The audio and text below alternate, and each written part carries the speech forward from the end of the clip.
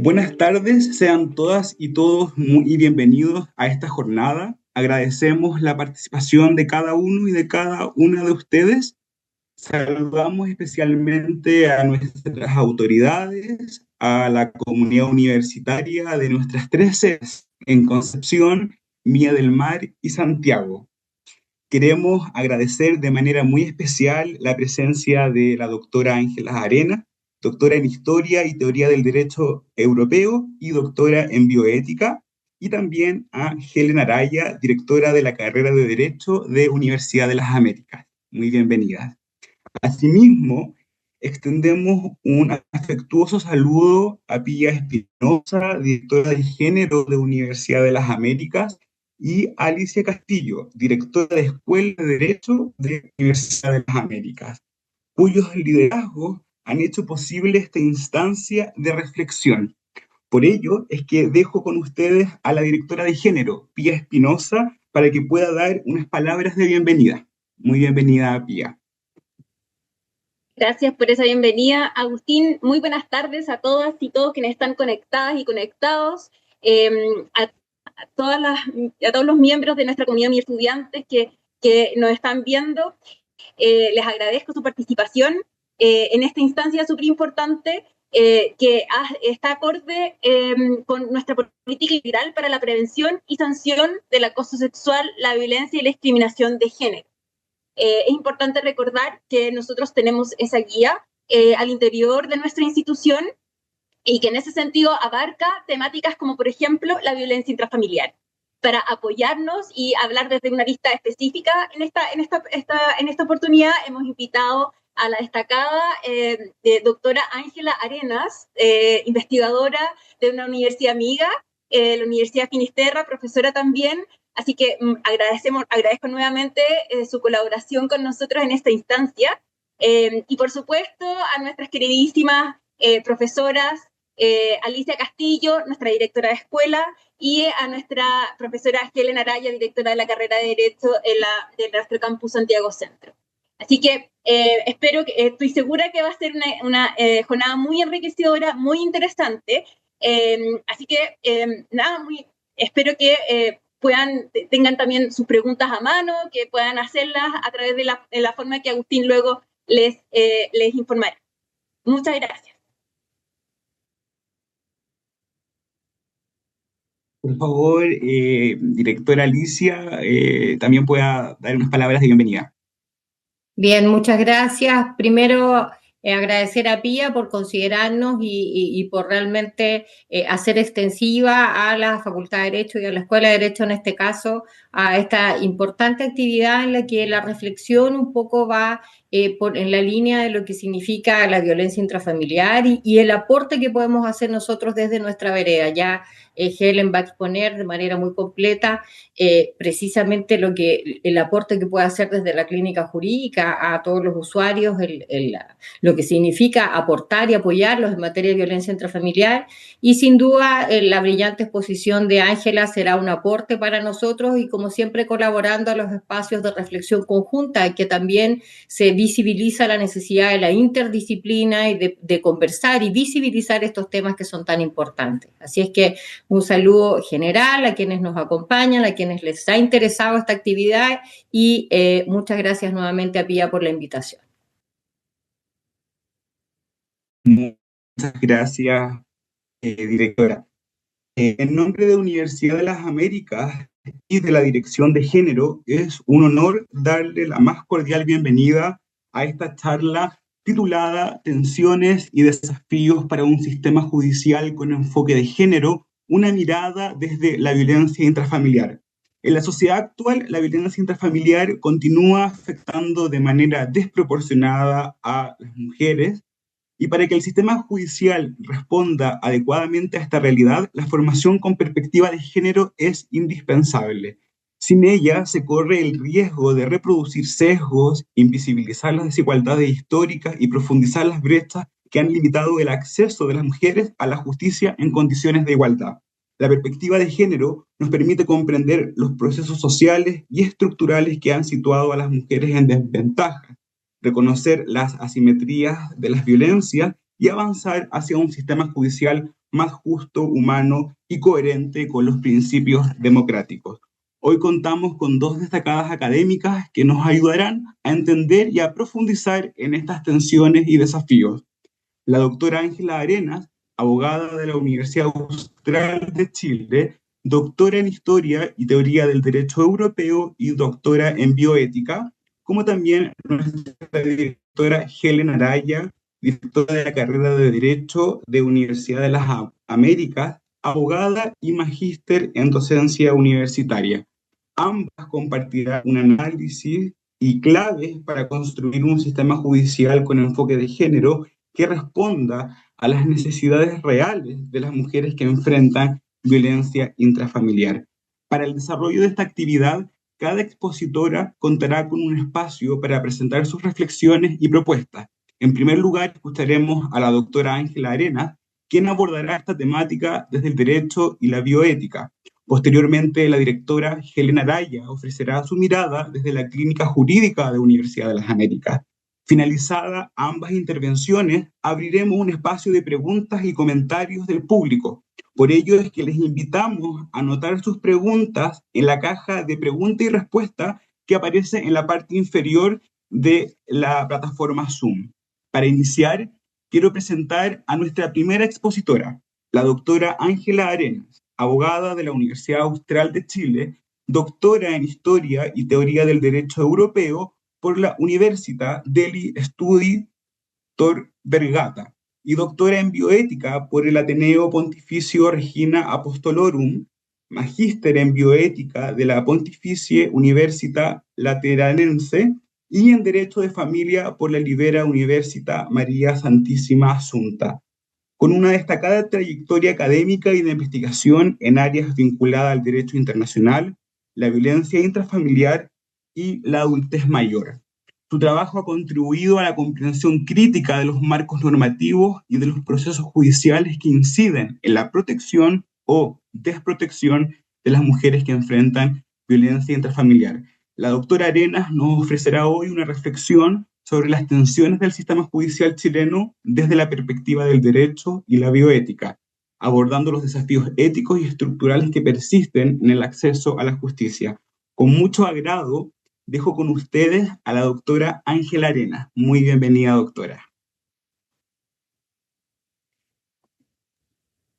Muchas gracias, Agustín, por tan generosa presentación. Quisiera primero que nada agradecer a Pía, a la directora de género de la Universidad de las Américas, por la invitación también y por las entrevistas y conversaciones que hemos tenido previas a esta instancia que han sido siempre muy agradables y muy enriquecedoras. Además que puedo compartir con ella lo difícil que es el cargo que ella detenta, porque a mí me tocó un cargo similar o el cargo paralelo hace unos años atrás, cuando recién se estaban creando las direcciones de género, así que sé el desafío que significa y que es mucho trabajo tanto para Agustín como para ella el implementar, ¿cierto? Y el concientizar en estas materias. También agradezco a la profesora Alicia Castillo, ¿no? Con quien hemos estado conversando, y a Helen, con quien vamos a compartir esta mesa, ¿cierto?, de conversación, ambas colegas, y que también están preocupadas por estos temas en una facultad de Derecho, al igual que yo, donde sabemos que estamos inmersas en ambientes que siguen siendo bastante masculinizados, independientemente de que seamos cada vez más mujeres las que ejercemos la abogacía. El currículum del abogado sigue siendo bastante masculinizado y el ejercicio de la profesión también. Entonces, igual es muy interesante ver cómo vamos aportando cada vez más en reflexiones que apuntan a conocer los fenómenos que nos atañen. Yo traje una pequeña presentación para compartir con ustedes. Y bueno, la idea es un poquito...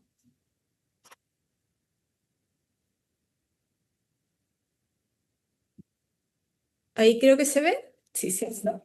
Sí, se ve. No fue mi puerta esa.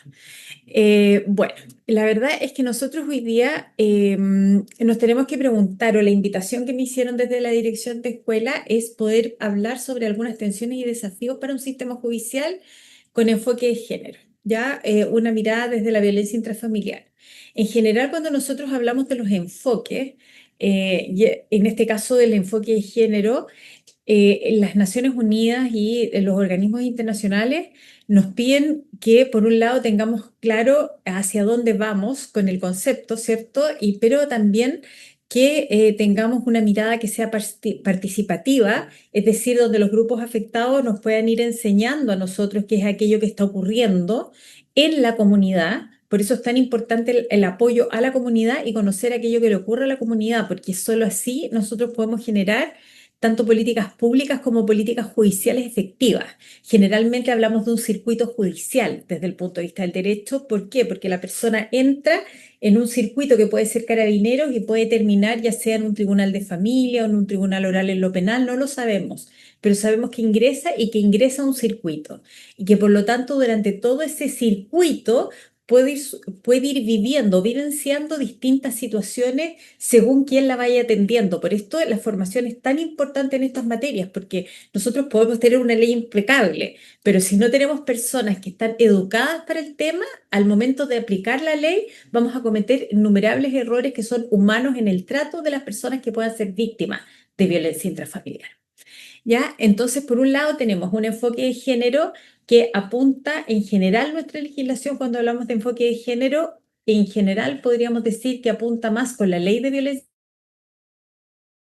mujer, no está tan estudiada en Chile ni en general en Latinoamérica la violencia contra el hombre sin perjuicio que se puede dar y de hecho se da. Nosotros sabemos por los estudios que tenemos en el Laboratorio de Investigación Avanzada en Ciencia de Datos que yo dirijo acá, que tenemos casos de violencia y no pocos de violencia contra hombres, pero esos están muy poco estudiados por hoy y la ley no está preparada tampoco para enfrentar esos casos. O sea, es un camino que todavía hay que recorrer.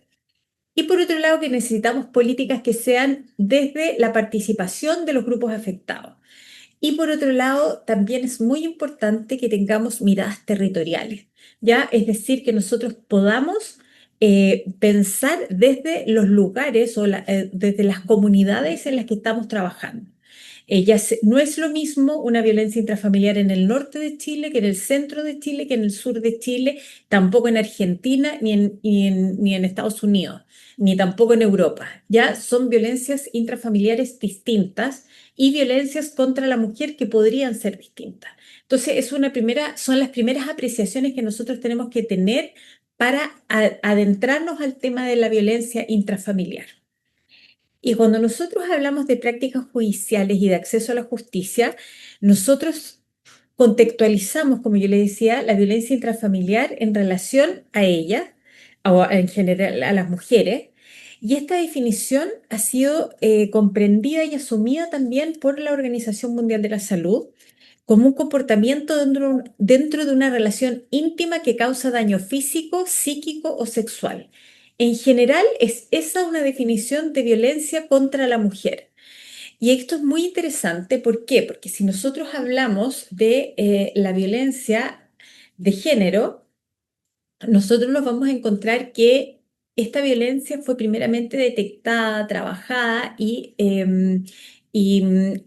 judicializada primeramente en países más anglosajones o de carácter anglosajón.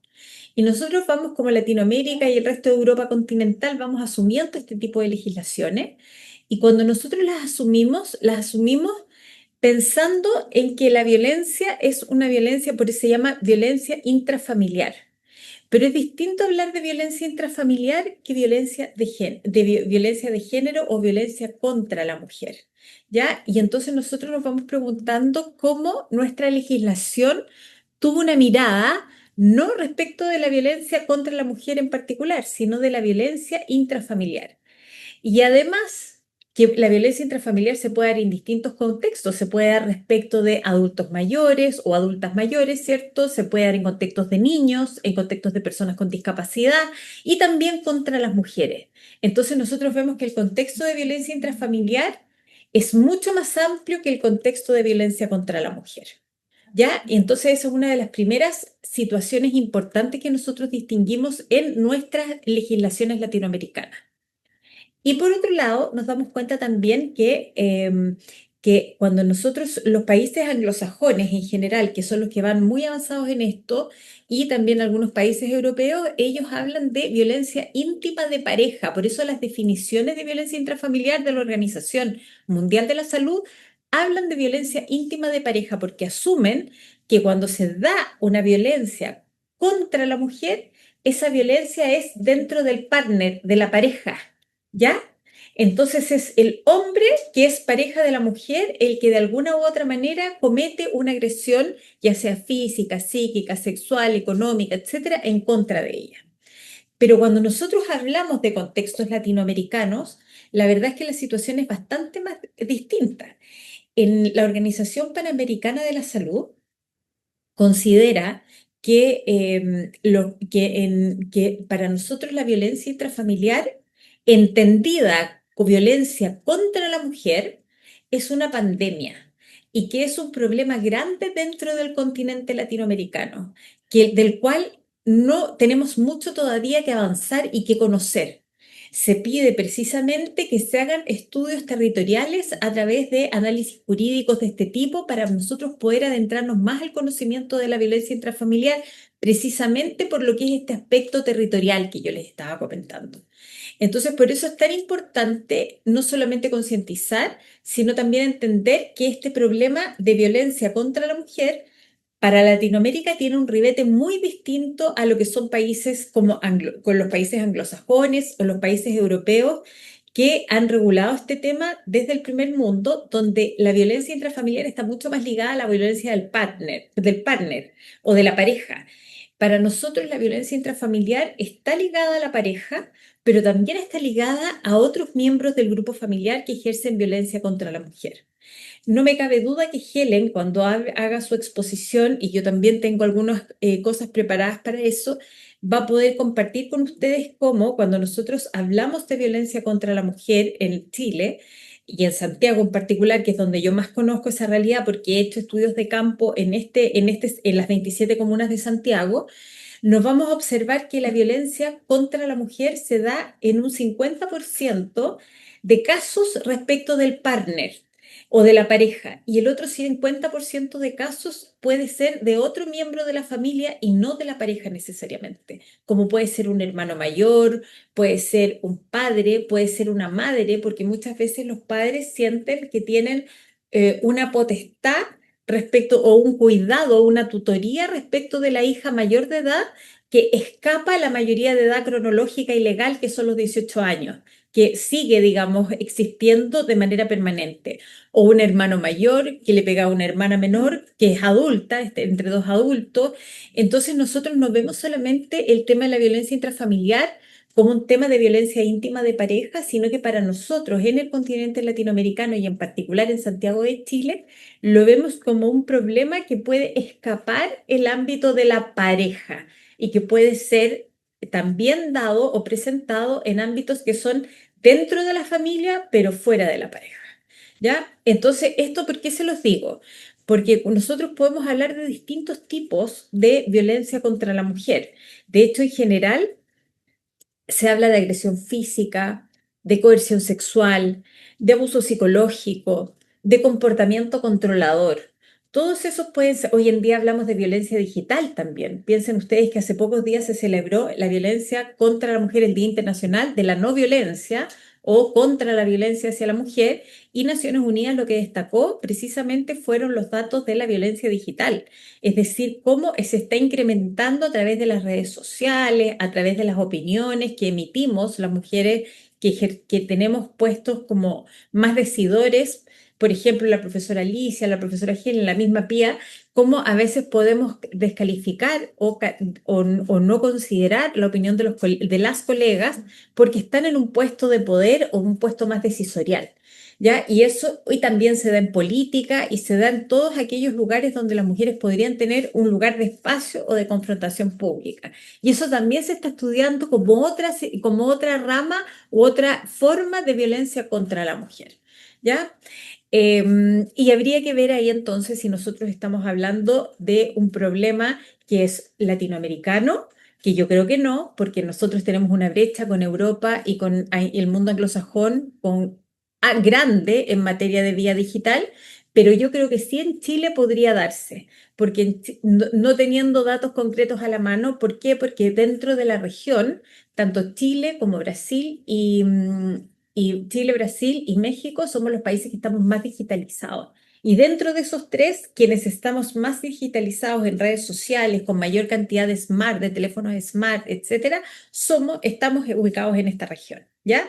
Y en particular en Santiago. Por lo tanto, podríamos pensar que ese es un fenómeno que sería muy interesante a estudiar, ¿ya? Y que podría darse. Entonces, dicho esto, nosotros podríamos hablar de distintas formas, ¿cierto? Y que en general nuestra legislación acoge, digamos, este concepto de violencia intrafamiliar para hablar de violencia contra la mujer en forma amplia, ¿ya? Tanto en el contexto de la pareja como en el contexto de los otros miembros de la familia. Ahora, ¿cómo nosotros entramos a regular o a pensar nuestra normativa de violencia intrafamiliar? Bueno, en general, hasta los años 70 se concibe solo como un fenómeno masculino, es decir, el hombre contra la mujer respecto de la cual sentía una determinada posesión, ¿no? O un determinado dominio. Y esto tiene que ver también con los movimientos feministas, los primeros movimientos feministas que databan del año 69, que eran mucho más aguerridos en relación con el hombre, con el varón. Por lo tanto, también se veía como un fenómeno masculino en la medida en que había poca información y todavía no estaba como denunciado. Pero desde el momento en que se denuncia, que se empiezan a hacer estudios y se empieza a conocer el fenómeno, posteriormente vemos que esto va avanzando y va un poco cambiando su eje o su forma de ser mirado como un problema mucho más global. También se toma en consideración por la violencia intrafamiliar la existencia de hijos y cómo afecta, ¿cierto?, al entorno familiar o al núcleo familiar. Y aquí es bien importante también considerar que cuando nosotros vemos la presencia de hijos o cómo se afecta el grupo familiar ante casos de violencia, ha sido muy interesante para nosotros poder corroborar también con datos numéricos que las mujeres, que muchas veces tenemos una situación entre comillas estable, ya sea por matrimonio o por una convivencia estable, y que tenemos hijos y que tenemos independencia económica, muchas veces por consideración a los hijos mantenemos una relación de violencia intrafamiliar. Se cree, es una hipótesis, habría que indagar más desde lo cualitativo, pero desde lo numérico nos da la impresión que esas mujeres se quedan ahí en esa relación de violencia intrafamiliar, y el hecho que sean independientes, el hecho que sean educadas y el hecho que sean independientes económicamente, educadas, y el hecho que tengan una relación estable no necesariamente las va a liberar de un agresor. Entonces ese también es un fenómeno bastante interesante que hay que darle más punta al lápiz desde el punto de vista cualitativo de por qué esas mujeres muchas veces permanecen en estas vinculaciones que pueden ser muy perjudiciales para su propia vida, salud, calidad de vida y entorno familiar. Ya en los años 80 nosotros vemos que la regulación nuestra empieza a darle más énfasis al maltrato psicológico y físico y psicológico en realidad, y también al maltrato psicológico solo. Ya se empieza a ver más conciencia de que el maltrato psicológico puede ser un tipo de agresión contra la mujer, aunque no existan pruebas físicas. Y eso es un cambio cultural importante, porque ustedes tienen que pensar que en los primeros tiempos, en los años 70, aquí probablemente tenemos jóvenes.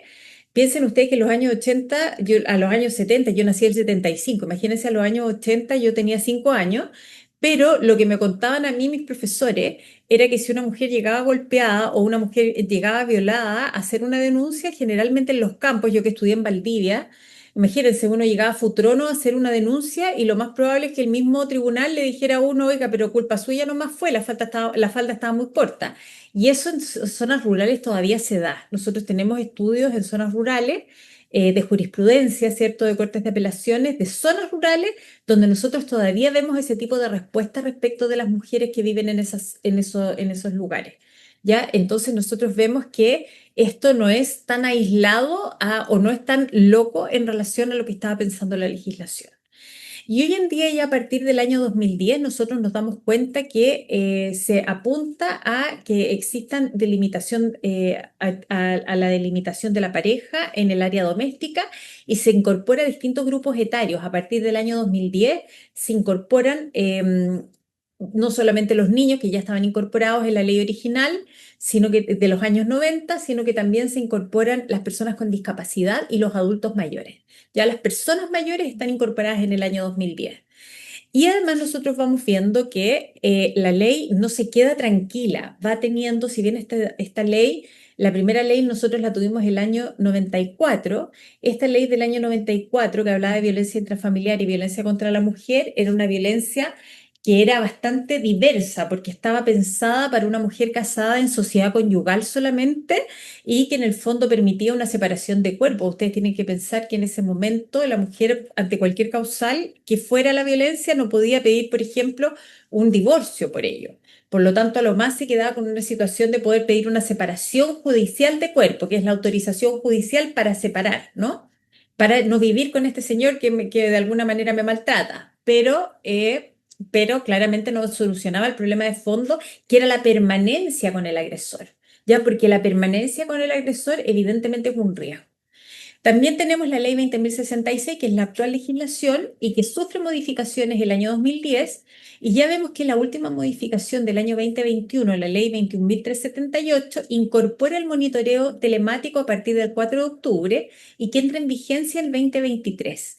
Y claramente para ir haciéndole monitoreo, este 2023, el monitoreo telemático que está a cargo de Gendarmería, ¿cierto? La pulsera, para poder aplicarla tanto a tribunales de familia como a tribunales penales para aquellos casos en que haya violencia intrafamiliar o delitos que sean más gravosos, ¿cierto? Asociados a la ley de violencia intrafamiliar.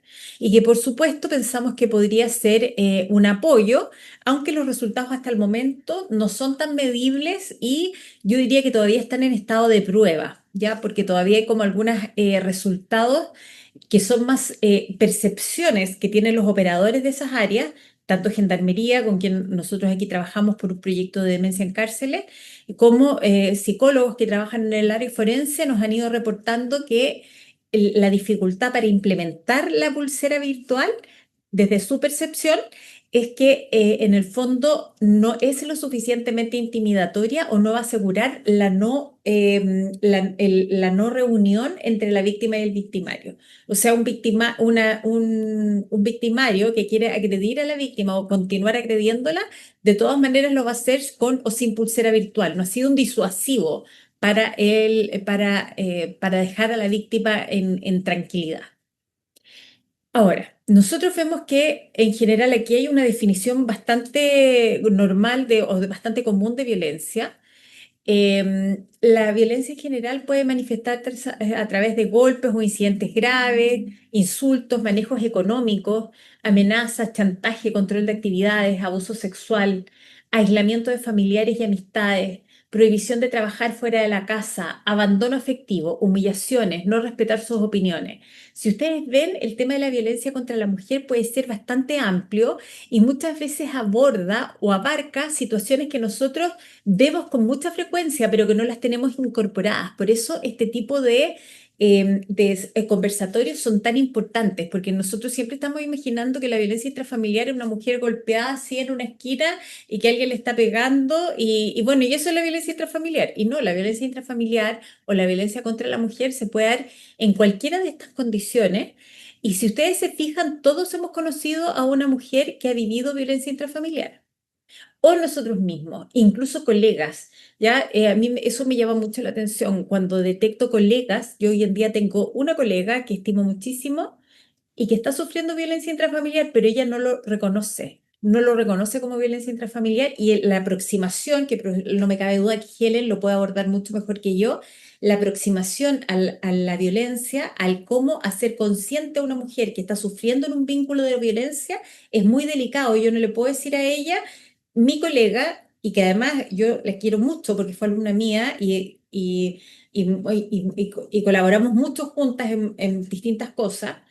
Ella me cuenta y en realidad ella está sufriendo claramente un manejo económico, ya por parte de su pareja. y yo lo observo, pero hay que tener mucha delicadeza para ir planteándole situaciones para que ella misma se vaya dando cuenta, porque no es llegar y plantearle a una persona con las condiciones de ser económicamente independiente, bastante educada para su nivel y que en realidad puede valerse por sí misma, que tiene un entorno familiar adecuado, digamos, de su familia de origen o que es bastante, digamos, bastante contenedor y que está, digamos, con una persona que realmente no es una persona que es sana para ella, para su relación.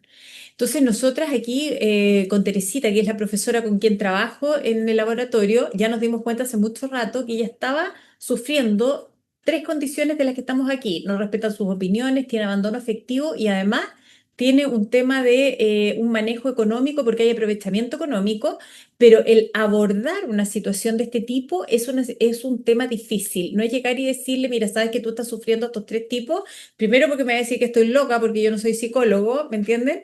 Yo soy una persona solamente que he estudiado estos temas, pero uno cuando se empieza a concientizar lo empieza a detectar. Eso lo quiero decir yo con este ejemplo, que a veces tenemos casos que son muy cercanos a nosotros y que sí están sufriendo violencia intrafamiliar, solamente que no le hemos puesto nombre. Por eso es tan bueno este tipo de conversatorios, porque nos hace abrir los ojos ya ante situaciones. Ahora, el artículo quinto de la ley a nosotros nos da un contexto de lo que es la violencia intrafamiliar y que tiene que ver con todas estas condiciones que estábamos conversando. Ustedes tienen que pensar que dentro de las consecuencias de la violencia intrafamiliar, nosotros podemos encontrar, por ejemplo, las lesiones físicas, podemos encontrar dolor crónico en distintas partes del cuerpo, podemos encontrar trastornos ginecológicos, embarazos no deseados, depresión, abuso de alcohol y sustancias, trastornos de estrés postraumático, suicidio, muerte por femicidio. Y además, la violencia intrafamiliar es acumulativa en la salud. Es decir, si yo sufro un episodio de violencia intrafamiliar, dos episodios, tres, eso se acumula, no es que yo lo descargo, ya se acumula en mi propia salud. Por eso es tan relevante conversar estos temas, porque nos van dando cuenta cómo esto, desde el punto de vista de la Organización Mundial y de la Organización Panamericana, es un problema de salud pública. Ya es un problema de salud pública por todas estas condiciones que nos genera. Fíjense quién puede cometer actos de violencia intrafamiliar en Chile. Por un lado tenemos el cónyuge o el conviviente civil, por un lado tenemos el conviviente, la pareja de carácter sentimental o sexual sin convivencia, el padre o madre de un hijo o una hija común, parientes, ¿cierto? Por consanguinidad o afinidad, ya sea parientes de sangre, ¿cierto? O los parientes políticos, eh, y también podrían cometer violencia intrafamiliar. Entonces, esto es bien interesante. ¿Por qué? Porque al origen de la ley de violencia intrafamiliar, uno podía cometer violencia intrafamiliar en la medida que se viviera bajo el mismo techo. Pero la ley del 2010 y posteriores reformas han ido modificando eso. ¿Para qué? Para ampliarlo a aquellas personas que no viven bajo el mismo techo, pero que tienen un vínculo con el cual se puede ejecutar la violencia. Y eso es muy importante. ¿Por qué? Porque muchas veces yo tengo un conviviente con el que no vivo, o puedo tener un pololo con el que no vivo, pero sí ejerce violencia contra mí, ¿ya? O contra alguien de mi entorno próximo. Y eso también entonces entraría dentro de la violencia intrafamiliar. La ley siempre va a buscar prevenir, sancionar y erradicar la violencia y otorgar protección a las víctimas, pero siempre lo más importante es la prevención. O sea, yo en ese sentido, de todas maneras, felicito a Pía porque la prevención, o sea, estas instancias son instancias preventivas, ya son instancias que nos hacen a nosotros reconocer y conocer cuánto hay un acto de violencia intrafamiliar y eso claramente nos va a permitir prevenirlo. Nosotros además, la ley crea un delito de maltrato habitual que se refiere a aquellos casos en que muchas veces se han cometido delitos de maltrato o por la ley de violencia intrafamiliar o que se han cometido actos de violencia intrafamiliar que están certificados en la ley de violencia intrafamiliar o la persona ya está condenada por violencia intrafamiliar. Esto pasa a ser un delito de maltrato habitual y por lo tanto lo va a conocer la fiscalía y va a tener sanciones penales, ¿ya? Ahora, ¿cuál es el gran problema del delito del maltrato habitual que no ha sido abordado? Que el delito de maltrato habitual en realidad no debería ser un delito de maltrato habitual, deberíamos tenerlo contenido dentro del concepto de violencia intrafamiliar, porque la violencia intrafamiliar siempre es maltrato habitual. ¿Se dan cuenta? Si nosotros observamos todos los casos de femicidio que hemos tenido en Chile, que ya les voy a mostrar cuántos son a la fecha del 15 de noviembre, todos esos casos pasaron por maltrato habitual y por violencia intrafamiliar, pero no pasaron por delito de maltrato habitual. Cuando nosotros hablamos de la violencia intrafamiliar, ahí está contenido el maltrato habitual, porque una persona que ejerce violencia intrafamiliar la va a ejercer muchas veces. ¿Ya? Una persona que sufre violencia intrafamiliar, esa violencia intrafamiliar es permanente. Si una mujer tiene un hombre que abusa de ella psicológicamente y económicamente, no es que va a abusar una vez, va a abusar muchas veces. Y cuando la mujer denuncia o se atreve a hablarlo con un familiar, con un amigo, con una persona que tiene confianza, lo va a decir cuando estos hechos ya han ocurrido en distintas oportunidades, no cuando ocurrió la primera vez, porque probablemente la primera vez no se dan ni cuenta, lo hizo como favor. ¿Se dan cuenta? Entonces, esto es muy importante porque el delito de maltrato habitual está sumamente mal configurado y no lo reconoce nuestra legislación como parte de la violencia intrafamiliar. Ya, eso es una reforma donde todas las que son especialistas en género, más que yo, estamos todas de acuerdo en que el delito de maltrato habitual es un muy mal delito desde el punto de vista penal. También nosotros vemos que se aumentan las sanciones para este tipo de conductas. En general, la ley dice que aumenta sanciones, pero claro, cuando aumenta sanciones, lo que estamos haciendo es actuar de manera punitiva, es decir, después de que ocurren los actos. Y también, si ustedes se fijan, se otorgan garantías de protección a las víctimas a través de ciertas medidas de protección, ¿ya? Nosotros le decimos medidas cautelares, ¿ya? Cuando es de violencia intrafamiliar, nosotros hablamos de medidas cautelares. Y hay distintos tipos de medidas cautelares que nosotros podríamos aplicar o que el juez podría aplicar cuando llega una mujer que denuncia una situación de abuso, de violencia contra ella, como por ejemplo prohibir o restringir la entrada del agresor, que le den alimentos provisorios, determinar que el cuidado personal de un niño lo tenga otra persona o que se quede ella con el cuidado personal para no estar en riesgo. Asegurar la entrega material de efectos personales de la víctima para que pueda regresar al hogar común si es que la sacaron de ahí, prohibir el porto, tenencias o incautar armas. O sea, nosotros vemos un montón de medidas que pueden ser de protección. Pero la verdad es que cuando nosotros aplicamos estas medidas de protección, estamos dentro de un proceso de violencia intrafamiliar y lo que hace el proceso de violencia intrafamiliar es reconocer que existe una situación de riesgo. Para la lógica de la violencia intrafamiliar hay una situación de riesgo que yo tengo que entrar a estudiar y a investigar para saber si ese agresor efectivamente está cometiendo actos de violencia intrafamiliar contra una persona. Y entonces aquí volvemos a otro problema, que nosotros volvemos a hablar de una conducta de riesgo y que aplicamos estas medidas cautelares del artículo 92, que no es taxativa, porque hay una condición de riesgo, porque eventualmente podrían haber actos de violencia intrafamiliar. Pero lo que pasa es que cuando una mujer entra al proceso de violencia intrafamiliar en el tribunal, ya está en riesgo, chiquillos.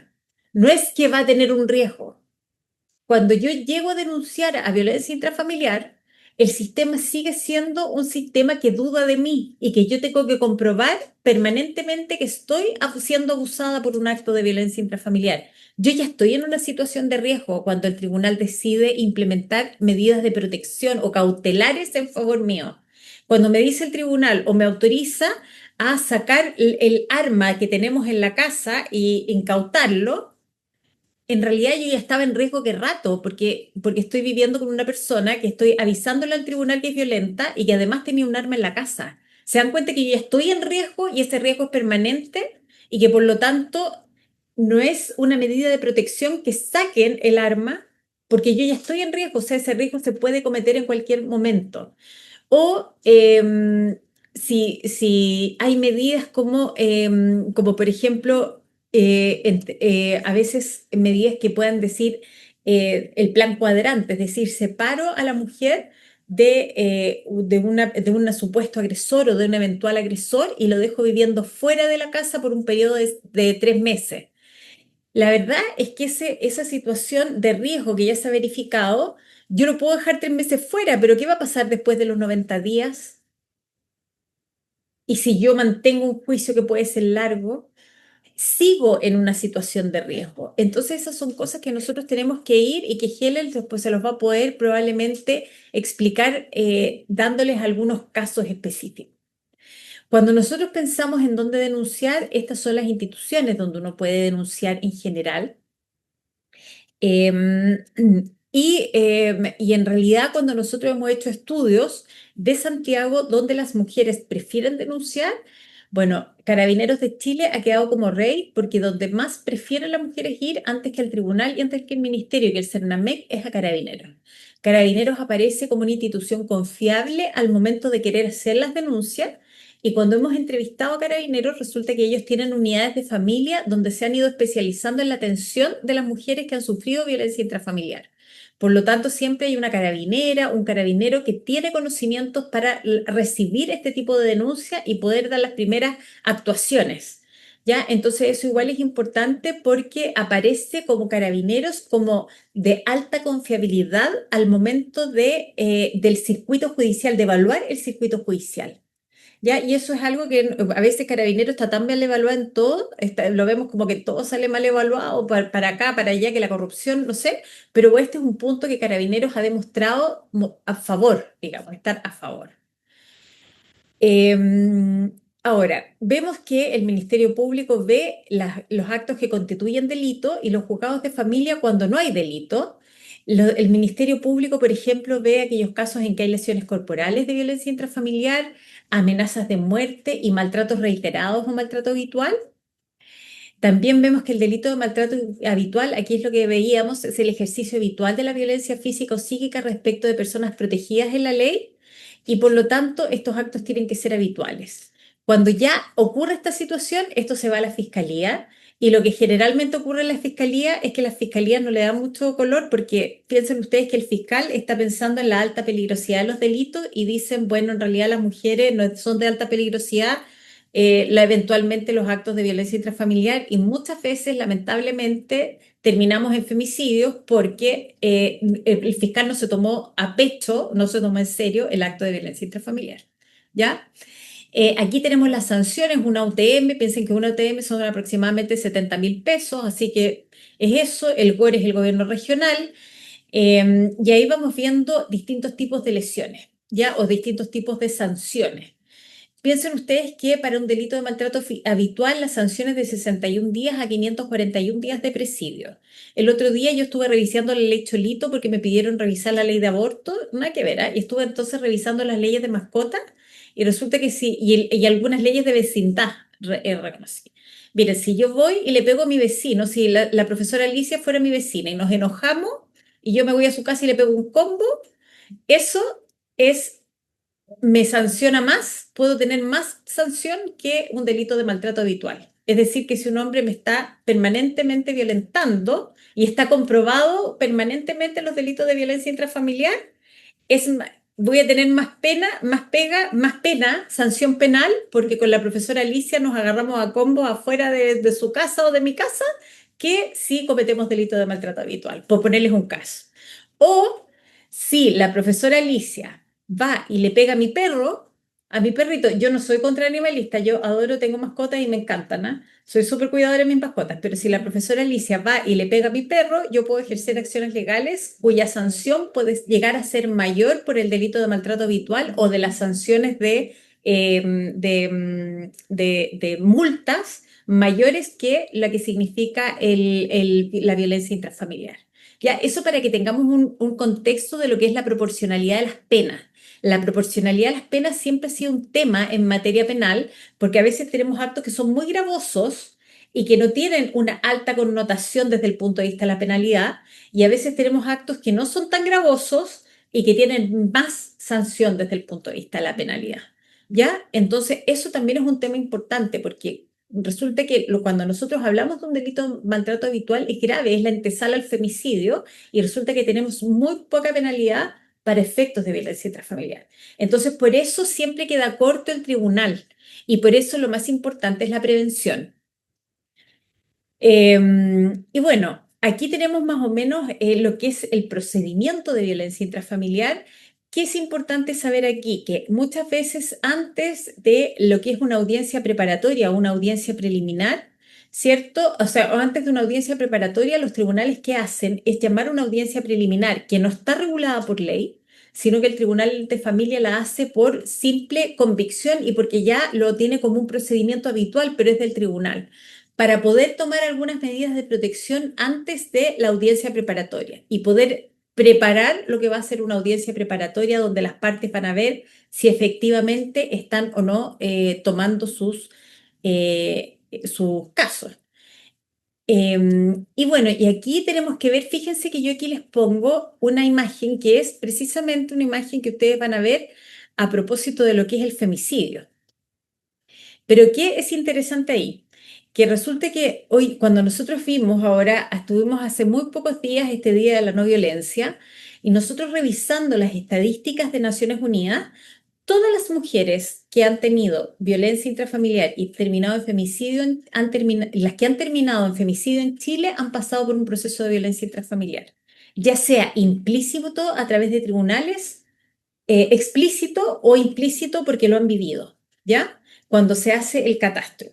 Ahora, en general, nosotros vemos que a nivel mundial tenemos que 85.000 mujeres y niñas han sido asesinadas intencionalmente y el 60% fueron cometidas por parejas íntimas u otros miembros de la familia. Esto a nivel internacional.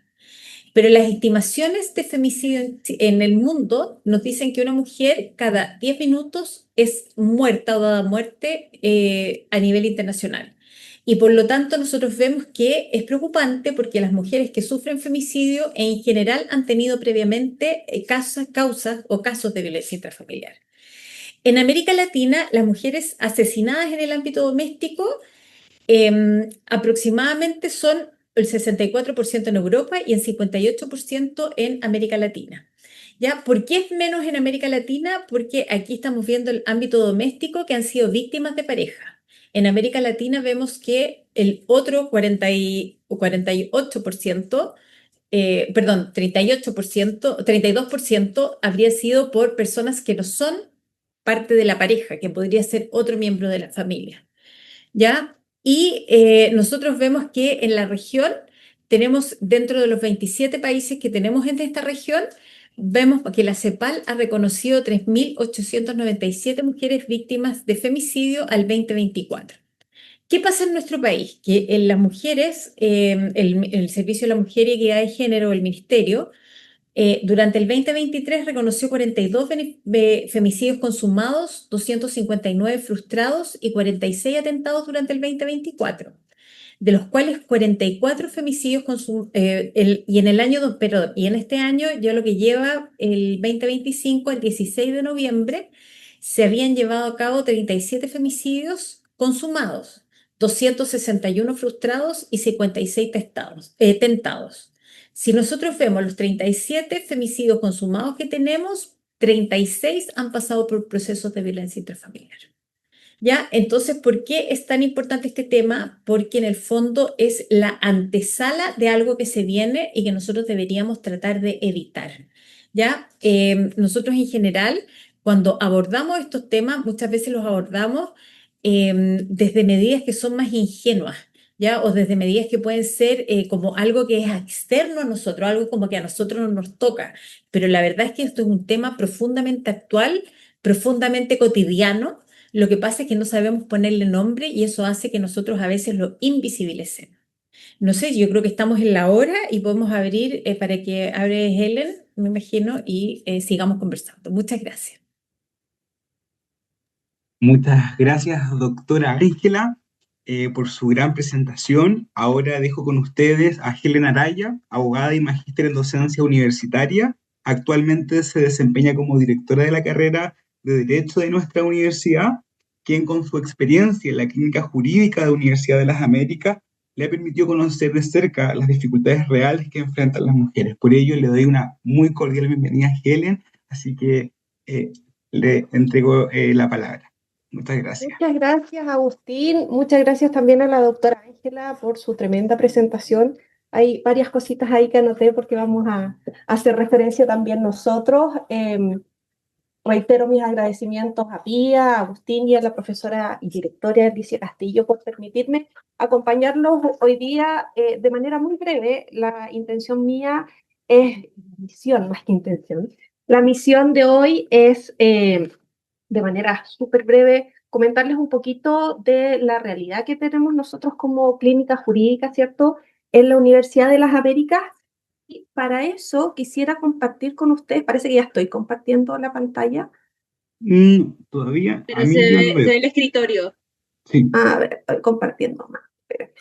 Trae mucha barra la profesora Helen. Tiene- Sí. No veo ya. Bueno, vamos a compartir. Acá aparece.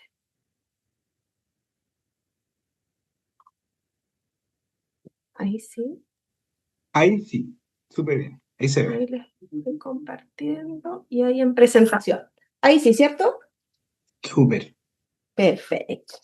Ya, entonces les decía que a propósito de la tremenda Perdón, exposición que nos acaba de hacer Helen, Ángela, dígame. en configuración de visualización puedes poner duplicar pantallas, ahí se va a ver mucho mejor.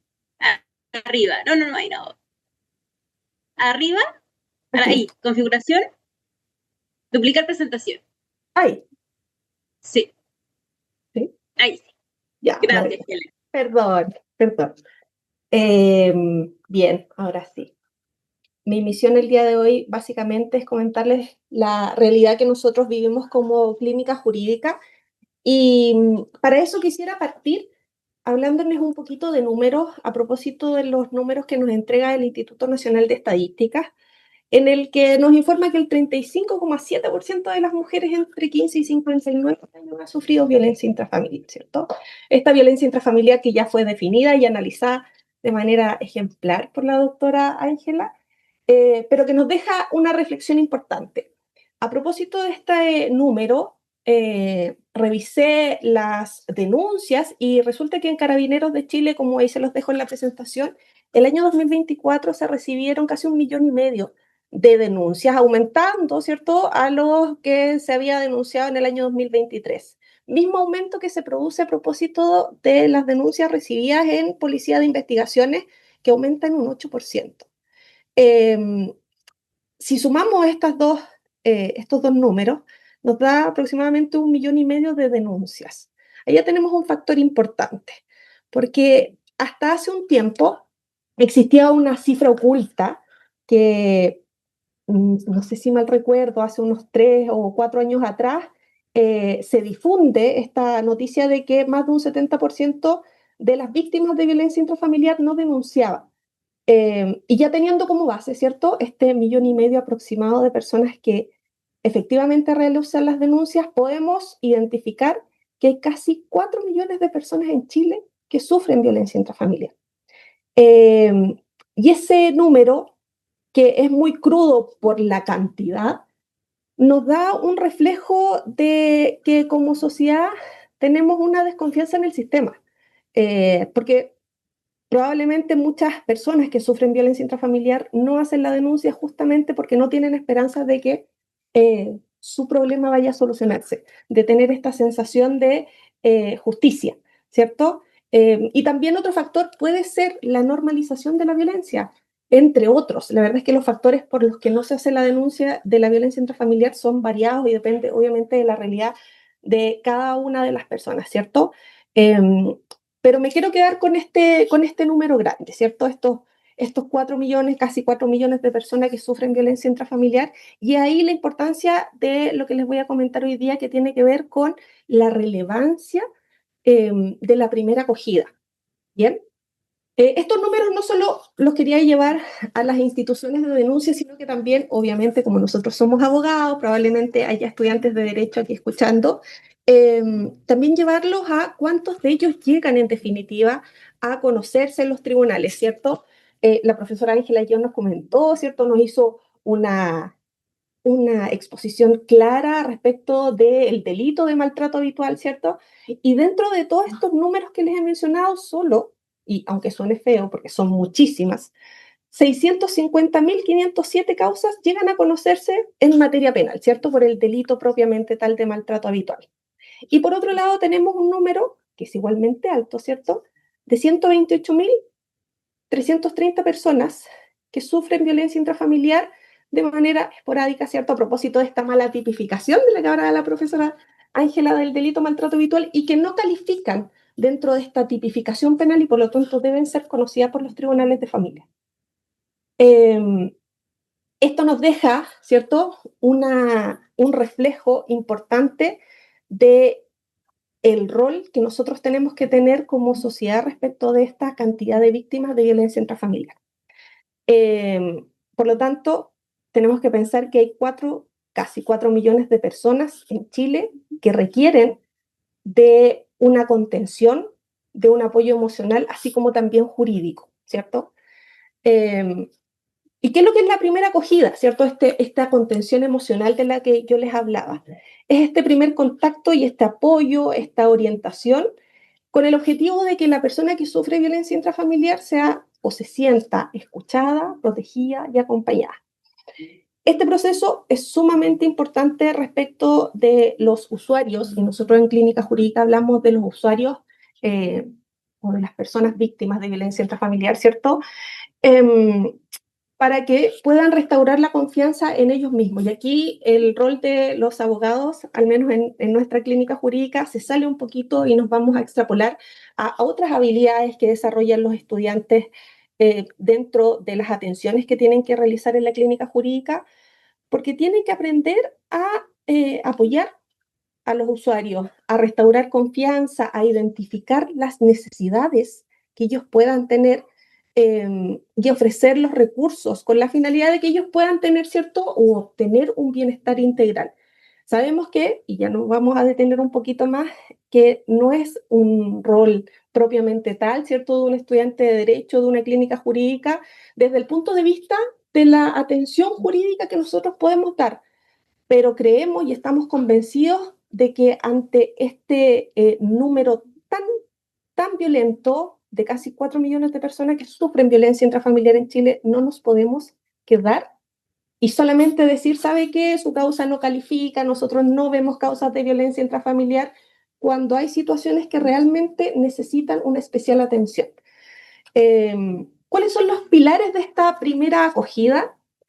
La idea es crear un espacio seguro, ¿cierto? Un entorno confiable donde generalmente las víctimas, ya lo vimos a propósito de la exposición que hizo Ángela, las víctimas de violencia intrafamiliar por regla general son mujeres, ¿cierto? Los números más altos son de mujeres y por lo tanto la idea es que estas personas puedan sentirse cómodas en un espacio confiable donde puedan contar realmente qué pasó, cómo se están sintiendo y de esa manera nosotros poder ir viendo de qué manera poder ayudar, porque aquí no es lo que nosotros creemos, ¿cierto? Es a propósito de la información que ellos nos dan, poder ir evaluando necesidades.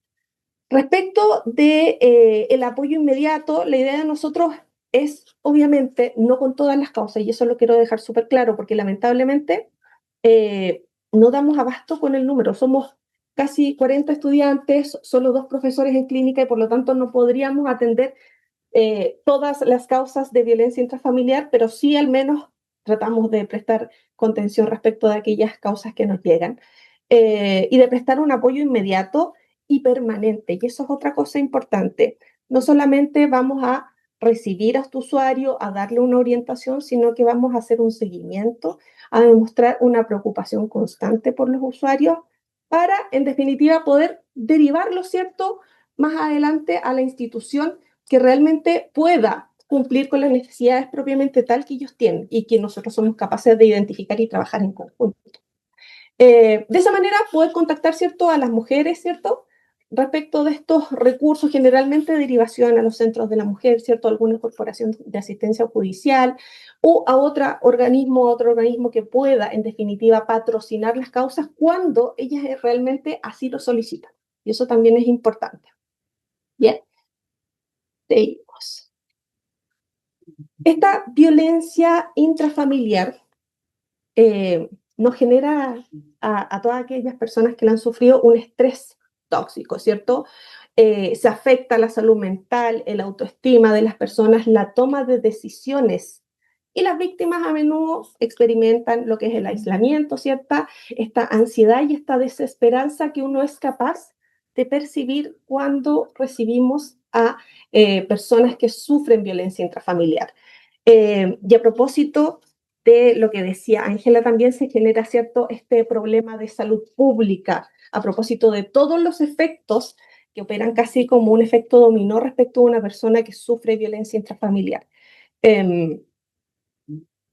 Esta importante primera acogida que nosotros podemos entregar tiene como finalidad, ¿cierto?, disminuir esa sensación de soledad, de culpa muchas veces, ¿cierto?, y favorecer esta resiliencia y la construcción de proyectos. Las mujeres muchas veces llegan aquí decepcionadas, con una sensación de que no desconfían de todo el mundo, creen que nadie las va a poder ayudar, y muchas veces el solo hecho de escucharlas les genera una sensación que ellas agradecen mucho. Ese espacio de poder escuchar de manera activa a una persona que está sufriendo violencia o que ha sufrido violencia de manera continua, darse el espacio de poder orientar de manera correcta: lo que tú tienes que hacer es esto, lo que tienes que hacer es esto otro.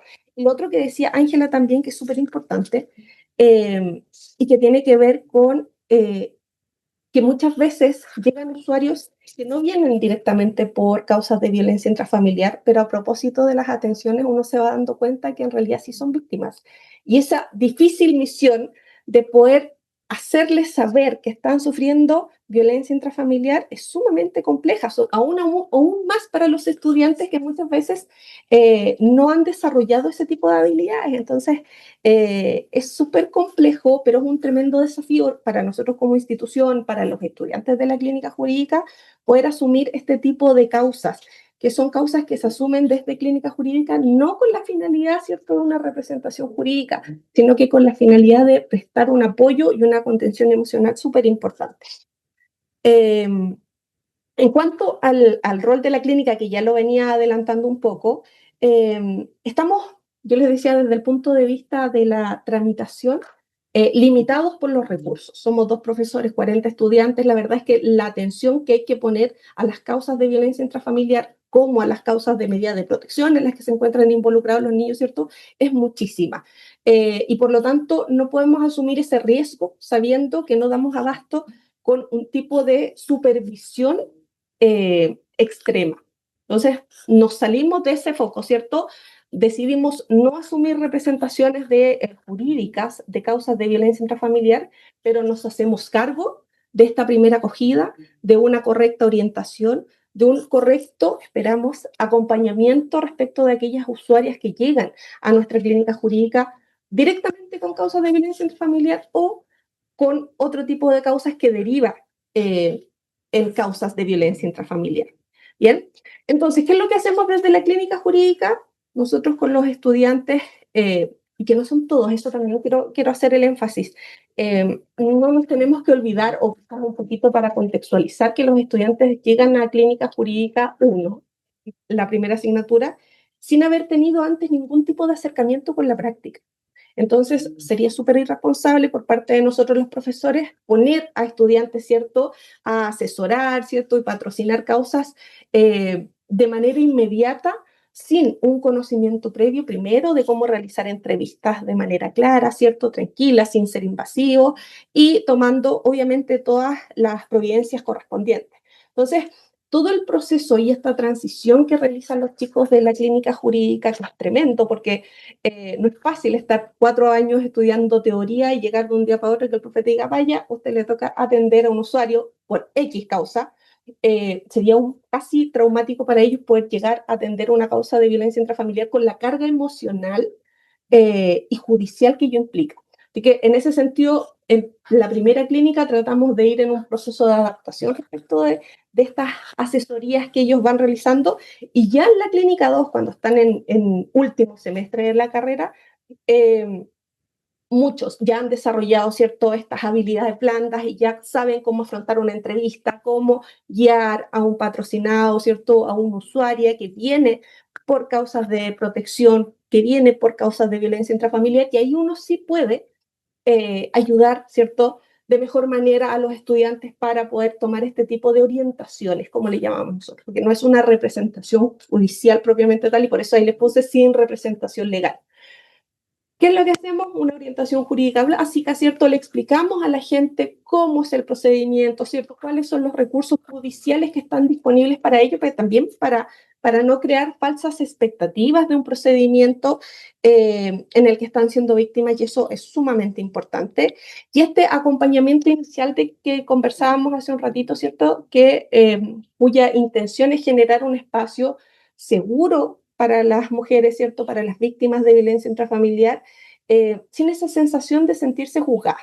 Yo les decía, esto puede ser solo una orientación, pero probablemente sea de estas orientaciones en las que los usuarios tienen que ser citados una vez, a la semana siguiente de nuevo, y así casi como un tratamiento, ¿cierto? Casi como acudir de manera semanal a sus sesiones. Bueno, aquí tienen que acudir de manera semanal para, primero, ver si está cumpliendo tareas. Nosotros somos por ahí con algunos bien exigentes, sobre todo cuando estamos en un proceso de identificar si efectivamente la persona es capaz de concientizar que está siendo víctima de violencia. Por ahí nos pasa también que de repente, como consecuencia de esta violencia intrafamiliar, también hay derechos evidentemente vulnerados de los niños, y esta transición para poder concientizar lo que están viviendo requiere necesariamente de un acompañamiento, y por parte de nosotros de harta insistencia de tiene que venir a la sesión, hablemos cómo le ha ido, fue al tribunal, hizo esta denuncia, fue al centro de la mujer, logró contactarse, y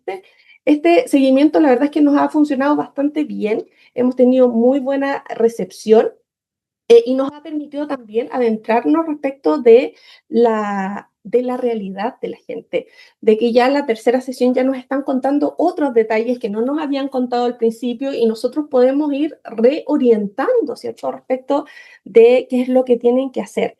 De esa manera podemos gestionar, ¿cierto?, una derivación efectiva para que las personas sepan, ¿cierto?, dónde tienen que ir, y también cómo es el proceso, ¿cierto?, para ingresar a ciertos organismos. Sabemos que el Servicio Nacional de la Mujer está colapsado, que los centros de las mujeres están colapsados, que las corporaciones de asistencia judicial están colapsadas, por lo tanto, hacerles entender también que no es un proceso rápido. Más allá de la urgencia que requiera su tema, por la naturaleza del conflicto jurídico, lamentablemente el sistema no da abasto con la urgencia que se requiere, y esa concientización también es súper importante para evitar esta sensación de revictimización en las víctimas, para que no se sientan aún más víctimas y entiendan que lamentablemente el proceso es así, que no es algo puntual, que lamentablemente hay que esperar, pero vamos a llegar a tener acceso, ¿cierto? Vamos a tener nuestra orientación en los centros de las mujeres, nuestra asistencia psiquiátrica si es necesario, nuestra protección para los hijos, etc. Finalmente, respecto de la educación y la prevención, hemos estado realizando también algunos talleres ahí respecto de la violencia contra la mujer, ¿cierto? Nos toca trabajar en conjunto con algunos centros de la mujer para poder ir a orientar a las usuarias también respecto de los derechos y el ejercicio de esto. Creo que es súper importante que los estudiantes de la clínica salgan, vean la realidad de los centros de la mujer, ¿cierto? Vean los requerimientos que tienen las mujeres víctimas de violencia, y de esa manera poder ir formándose de acuerdo a la realidad de nuestro país, a la realidad con la que ellos se van a tener que enfrentar el día de mañana cuando sean abogados. Creo que eso es sumamente importante. ¿Cuáles son los elementos esenciales de nuestra primera acogida, ¿cierto? De esta gestión que hacemos nosotros como clínica. Primero, ya lo hablábamos respecto de la escucha activa, de la importancia de que las víctimas de violencia intrafamiliar no se sientan haciendo un trámite, que se sientan realmente escuchadas, que exista esta retroalimentación, ¿cierto? Esta escucha consciente, una conversación tranquila en la que nadie te esté apurando, en la que tú tengas la capacidad y la confianza, o vayas desarrollando con el tiempo la confianza de poder contar efectivamente qué es lo que pasó, y de esa manera, insisto, poder generar nosotros una estrategia de derivaciones, ¿cierto?, de actuaciones, quizás derivarlos a algún centro de atención psicológica que tiene la universidad, que también lo hacemos mucho, porque nosotros, claro, hacemos esta primera acogida, pero no somos psicólogos, entonces estas herramientas totalmente profesionales en el área tienen que ser revisadas por profesionales aptos para ello. Y no juzgar, no realizar juicios de valor. Creo que es súper súper fácil para la gente que no tiene conocimiento el juzgar, ¿cierto? El decir, ay, es que, no sé, ella se lo buscó, ¿cierto? O están acostumbrados, o lo están normalizando, no hacen nada por mejorarlo, cuando en realidad no es así. La realidad de las personas víctimas de violencia intrafamiliar es tremendamente cruda y si no somos empáticos, la verdad es que difícilmente los profesionales del área lo van a hacer. Entonces tenemos que partir nosotros desde la educación, nosotros como institución, con esa misión importante de concientizar a los estudiantes de la relevancia que tiene no solo saber tramitar causas de violencia intrafamiliar ni de cualquier otro tema, sino que de concientizar la labor social que uno como abogado tiene. Creo que por ahí podríamos mejorar muchas cosas. Eh, ¿Cuál es el enfoque interdisciplinario de la clínica? Justamente lo que hablábamos, ¿cierto? Tenemos por un lado este rol de la asesoría jurídica, ¿cierto? Que es este rol visible. Nosotros prestamos asesoría jurídica en distintas materias, familia, ¿cierto? Civil, etcétera. ¿Qué es lo que todos conocen de la clínica jurídica? Pero por otro lado también tenemos este rol que es un rol más invisible, que no está publicado respecto de las asesorías que nosotros entregamos en clínica, pero que tiene que ver con el rol social de nuestra institución, de nuestros estudiantes, ¿cierto? Y con la concientización de el problema ajeno, con la empatía respecto de aquel que no lo está pasando bien. Nosotros tenemos la conciencia, ¿cierto?, de que todos los usuarios que llegan a la clínica jurídica tienen problemas. Por algo van a la clínica jurídica, pero los problemas son distintos y por lo tanto la forma de afrontar esos problemas también es distinta.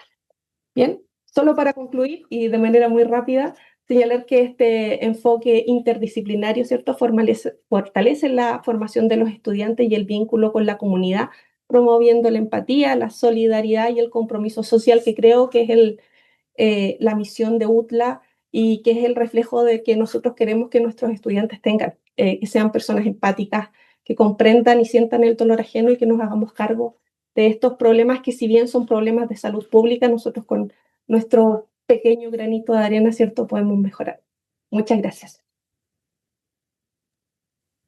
Muchas gracias por contarnos sobre la experiencia de la clínica jurídica de la universidad.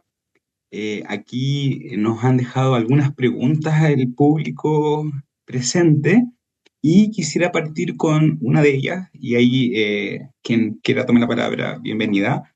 Dice, buenas tardes, soy estudiante de trabajo social y mi pregunta es la siguiente. ¿Qué se debe o puedo hacer frente a una situación extrema de riesgo de la vida de una mujer y ésta no tiene conciencia de que está en riesgo vital?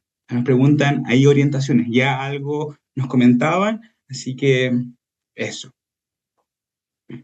Ahí, no sé, quien quiera tomar la palabra. Bueno, nosotros en general, bueno, agradezco la presentación que hizo Helen, porque la encontré muy atingente, súper atinada y muy en la línea, ¿cierto?, de lo que habíamos conversado previamente. Es súper importante lo que hacen las clínicas jurídicas. Nosotros tenemos la suerte acá de sí, tenemos convenio de exclusividad con el Centro de Medidas Cautelares de Santiago y por lo tanto nosotros llevamos procedimientos de violencia intrafamiliar, ya que son los que estudiamos y analizamos año a año.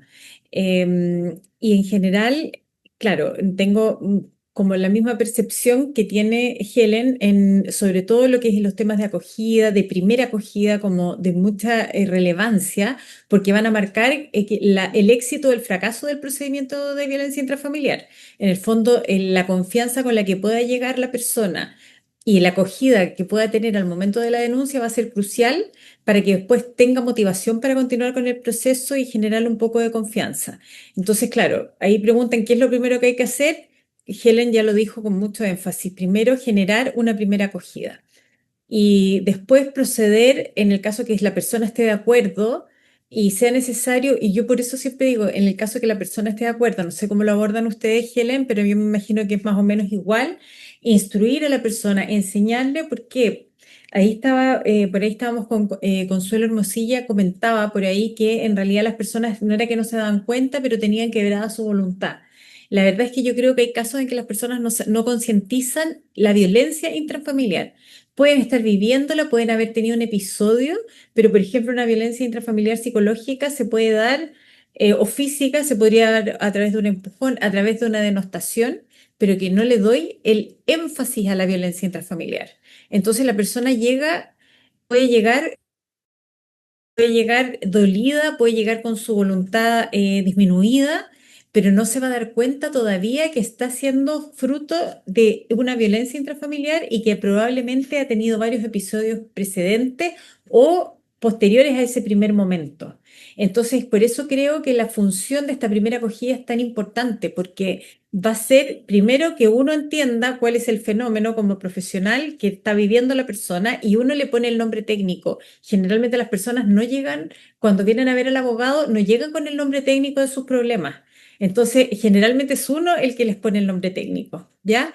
Entonces, eso también para los estudiantes de psicología que están preguntando, y una vez que se hace una primera acogida, una vez que la persona ya puede asumir que está viviendo un episodio de violencia intrafamiliar o varios episodios, porque estos son varios episodios, no uno, y está de acuerdo en realizar la denuncia, bueno, acompañarla en ese proceso de denuncia y hacerla, digamos, con representación judicial, ya para poder seguir el proceso. Ahora, en paralelo a eso, hay que distinguir también si estamos hablando de funcionarios públicos que están ejerciendo, por ejemplo, en un CEFAM como psicólogos, porque ahí en esos casos ya es obligatorio hacerlo, o si están realizándolo en el ámbito más privado. Si es en el ámbito más privado, igual se hace, pero siempre conscientes de que el profesional o la persona que denuncia, si bien incluso lo puede ser en forma anónima, cuando es un profesional en el ejercicio de sus funciones, se espera que ese profesional posteriormente pueda acompañar durante el juicio, ya sea como perito, ya sea como un buen testigo, ya sea como una persona que contribuye a la solución de ese caso. Por eso hay que ser muy responsable si yo como psicólogo me presto para hacer una denuncia, ¿ya? Directamente. A veces, si no me puedo hacer responsable de la compañía durante el juicio, lo mejor es instar a la persona a que denuncie a través de canales oficiales, ya sea yendo a una clínica jurídica o yendo directamente a Carabineros, yendo directamente al tribunal o a la PDI, que son los lugares que sabemos que tienen cierta efectividad al momento de iniciar esos procesos. No sé, Helen, si estás de acuerdo o podemos agregarle algo. Absolutamente. Solamente agregar que a propósito de la rapidez con la que pueden actuar estas instituciones, la solicitud de medidas cautelares, sobre todo a propósito de la consulta que hace que hay un riesgo cierto de vía, la solicitud de medidas cautelares ahí es fundamental. Pero todo lo Sí. demás, Absolutamente, solicitar. Y eso generalmente se solicita en la primera denuncia. Ahí mismo ya el juez la genera en esta audiencia preliminar que hace o en la misma denuncia se solicita. Muchas gracias. De hecho, acá Claudia nos deja otra pregunta que va en la misma línea y dice, soy estudiante de Derecho y me ha tocado ser la primera acogida y dar contención a usuarias de violencia. Y la pregunta es la siguiente, ¿hasta dónde uno debe contener o hacer el seguimiento cuando ves que van cumpliendo las tareas asignadas? bueno, ahí ya, me toca. Sí. Bueno, nosotros por lo menos acá hasta que logramos una derivación efectiva, hasta que la usuaria ya tiene una hora, ¿cierto? Y pudo asistir a esta primera atención en el centro de la mujer, pudo asistir a la primera atención. Generalmente nosotros las derivamos al mismo CAPS, por lo tanto la derivación interna es más rápida. En atención a que obviamente señalamos la urgencia de la atención. Una vez que ya tiene esta asesoría, nosotros tomamos distancia, ¿cierto? Y dejamos que los profesionales se encarguen al menos del área psicológica. ¿Puedo agregar una cosita? Sí, a nosotros nos ha dado buen resultado que las denuncias se puedan realizar desde los mismos municipios, en aquellos casos en que en los municipios está ubicada la oficina de la mujer. ¿Por qué? Porque en ese mismo municipio queda la mujer derivada inmediatamente al CEFAM, al Centro de Salud Familiar. Entonces ahí entran al proceso como un acompañamiento más psicológico y con ese acompañamiento psicológico ya uno sabe que ingresó a un proceso como de sanación o de terapia personal, una persona que sea profesional del área, porque una de las cosas que nosotros siempre inculcamos como profesores abogados de futuros abogados, es que en realidad somos abogados y no somos psicólogos. Entonces también, si bien hacemos una labor de acompañamiento, lamentablemente está limitada por un saber que no tenemos. Entonces, por eso lo que dice Helen es muy prudente, porque ellos acompañan hasta el momento que lo toma otro. Primero, para no superponer funciones, pero también porque estamos conscientes que hay un saber que nosotros no tenemos, que es el propio de la salud mental. Muchas gracias, Ángela. Aquí, Helen, nos hacen una pregunta respecto a cuánto tiempo están los estudiantes en la clínica jurídica de nuestra universidad. Tenemos clínica jurídica 1 y 2, por lo tanto son semestrales, en total están un año los chicos en clínica, un año académico en clínica jurídica, teniendo las suspensiones estivales, por supuesto. Por eso yo les decía, a propósito de la clínica 1, que era este proceso de adaptación, ¿cierto? Recién acercarse a las primeras entrevistas, y ya en clínica 2 podíamos ya trabajar de mejor manera en este tema de acompañamiento de las víctimas de violencia. Muchas gracias. Y bueno, ya nos vamos acercando al fin de esta interesante conversación. Es por ello que me gustaría, en última instancia, devolverles la palabra para que puedan hacer un cierre y ya con eso daríamos término a esta conversación del día de hoy. Silvia, por favor. No, yo quisiera primero, antes de agradecerle a las interesantes presentaciones que hicieron las profesoras, que en verdad nos dan mucho que pensar y mucho que reflexionar. También agradecerle a las personas asistentes, porque por un tema de tiempo no podemos abordar todas las preguntas y comentarios que son, la verdad, muy interesantes. Y que ya nos dan que pensar para hacer tal vez, ojalá, no sé, si nos podemos inscribir una segunda patita, una segunda parte de esto mismo, hablando del trabajo interdisciplinario. Había unas preguntas de estudiantes de psicología, de trabajo social, que me parece que nos da material para seguir abordando la temática, seguir reflexionando y profundizando en el tema. Así que nos deja a nosotros la tarea de la dirección de género de abordarlo nuevamente desde otras aristas también, profundizando en lo que hemos conversado hoy día. Así que nada, muchas gracias. Bueno, doctora Ángela, directora Helen, por favor, ya vamos a terminar, así que si gustan poder darles sus últimas palabras a nuestros estudiantes que están hoy y no se han desconectado por la interesante conversación que hemos sostenido hoy día, así que, por favor. Doctora Ángela, si quiere, parta usted. Pato, gracias. Solamente agradecer, insisto, a ustedes por la oportunidad de crear esta vitrina. Agradecida también de los estudiantes de Derecho, pero también de las otras carreras. Creo que es el reflejo, la participación de ellos es el reflejo de la importancia del trabajo colaborativo, de la interdisciplina, ¿cierto? Al final, todos los profesionales vamos a tener que poner nuestro granito de arena, ¿cierto? Para mejorar, aunque sea en una mínima medida, ¿cierto? Nuestra sociedad, hacer que la vida no sea tan dura y apoyar a la gente que realmente lo necesita desde nuestro conocimiento, desde nuestra profesión, pero también desde la empatía, desde lo humano. La universidad no solo nos entrega conocimiento teórico, y creo que eso es el reflejo de la UTLAP, una entrega de un compromiso social respecto de todos los estudiantes, independiente de la carrera que estudien, así como nosotros hacemos este rol medio psicoanálisis, ¿cierto? De esta atención psicológica desde el conocimiento que nosotros tenemos y desde la intención de poder ayudar. Ellos también probablemente realicen ciertas atenciones respecto de sus profesiones y que la gente necesita y agradece mucho. Así que nada, solamente agradecer a Ángela también, que hizo una previa impecable respecto del tema y que me permitió a mí también hacer estas conexiones, y que en definitiva los chicos y los asistentes todos pudieran, ojalá, entender de la mejor manera posible la temática de hoy. Así que nos quedamos con esa reflexión de que los desafíos son muchísimos, pero siempre se puede hacer algo. Y es ese el llamado a siempre hacer algo. Siempre se puede. Gracias, Pierre. Y yo también agradecer la invitación y la instancia, haber formado, generado esta instancia sumamente importante. Qué buena esta oportunidad para conocer a colegas tan valiosas de una casa de estudios muy cercana, hermana. Y bueno, y muchas gracias al liderazgo de Pía y de Agustín por haber generado esta instancia que nos permite reflexionar, porque finalmente esto es una invitación a que reflexionemos en conjunto y claramente, como decían ustedes, vayamos hacia la reflexión interdisciplinaria, porque está claro que un problema de violencia intrafamiliar no lo va a resolver solamente el derecho, o sea, es muy necesario todo lo que hacen las personas que estudian trabajo social, porque son las que articulan todo el sistema y profesionales como psicología, que son más del área de la salud, y bueno, y otros tipos de profesionales, o sea, las áreas de ciencias de la salud y por supuesto el derecho. O sea, para que esto lo podamos, entre comillas, erradicar, vamos a necesitar esfuerzos conjuntos de todos. Muchas gracias.